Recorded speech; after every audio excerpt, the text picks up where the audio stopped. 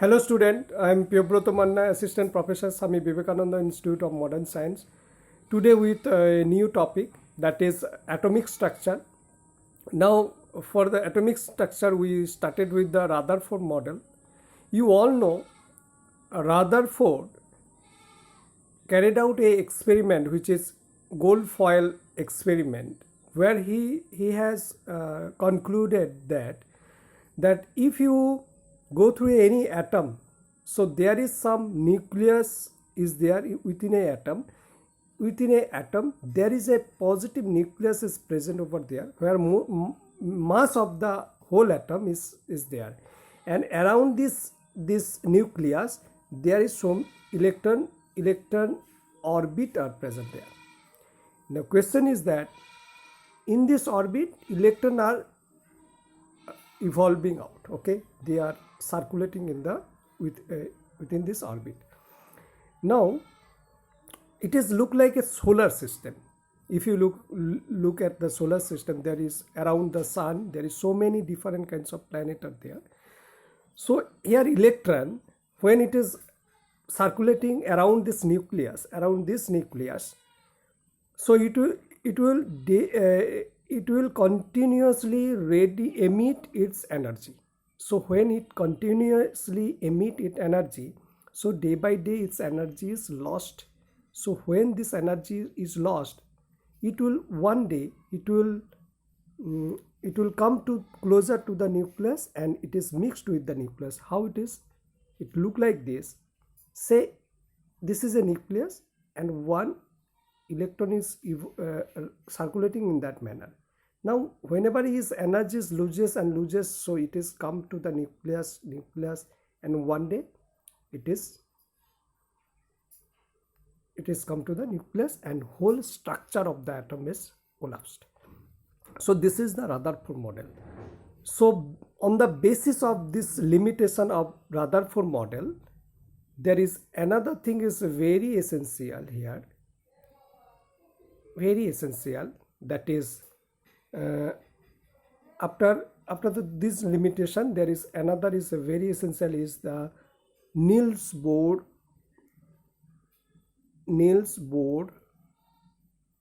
model in 1912. A Danish physicist is working in the Rutherford laboratory, and he give the atomic model which is known as a Bohr model of atomic structure. And for this structure he's got Nobel Prize in 1919 or 1922, around 1922 he got the Nobel Prize. So what is the Bohr model? Bohr postulated that around a nucleus, if it is a nucleus, there is so many different circulated orbit are there where electrons are evolving out, circulating there is electron present, right? So if this one is one orbit, this is another orbit, this orbit having definite energy level, that means energy of this particular orbit is a fixed amount and this particular orbit is another fixed amount.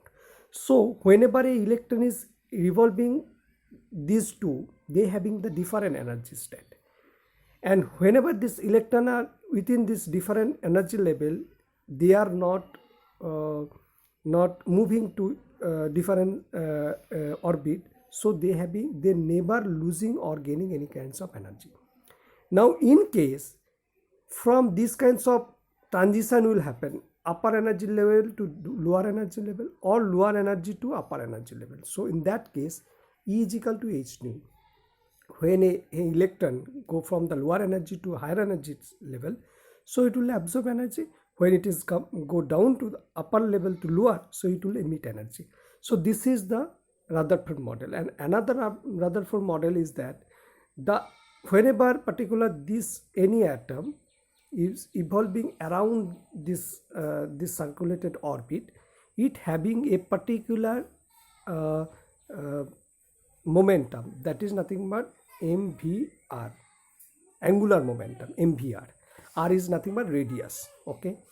and v is the nothing velocity and mass of the electron.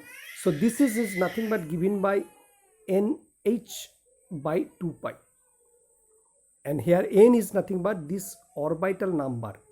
Here first orbital number n is equal to 1, second n is equal to 2, third n is equal to 4. That is nothing but principal quantum number. That means orbit number, and h is nothing but Planck constant. So this is all about the Bohr model. Okay, now this Bohr model is applicable for only hydrogen atom. So for hydrogen atom we can get a better structure for that, and it is applicable mainly in 3 areas: to find out the radius of any orbit, to find out the energy associated with this kinds of orbit, and it also tells about the wave number associated with this. These are the application of Bohr model. Okay, now what is the limitation of Bohr model? The Bohr model limitation is that this Bohr model tells about that all the, whenever we observe the any this kinds of any frequencies are there, when it is goes through any prism, so it will give a continuous spectrum. But this spectrum is not discrete spectrum. We getting the whole continuous spectrum. So if we are dealing with one electron system, why we are getting these kinds of continuous spectrum, this unable to explain by the Bohr. Another thing is that whenever this kinds of transition is going on from lower to higher and higher to lower, when the energy is absorbed or energy is emitted by the electron, and what kinds of nature of that particular energy and which initiate this kinds of transition, that not explained by the Bohr. Another thing, this Bohr model is only applicable for single electron system like hydrogen, but not applicable for multi-electron system, lithium, barium, boron, like this. It is not applicable. And another things we have observed that instead, if this spectrum is in a particular position of magnetic field, instead of one spectrum, we are getting so many different spectrum closely spaced. That is called Zeeman effect. This Zeeman effect is not explained by Bohr theory. Another, all this spectrum in an electric field, it also have not the single spectrum, but instead of single spectrum, we are gaining so many different closely spaced frequency or spectrum. So this is called Stark effect. This is also not explained by the Bohr theory. These are the more and major limitation of Bohr theory. Thank you for watching. Thank you so much.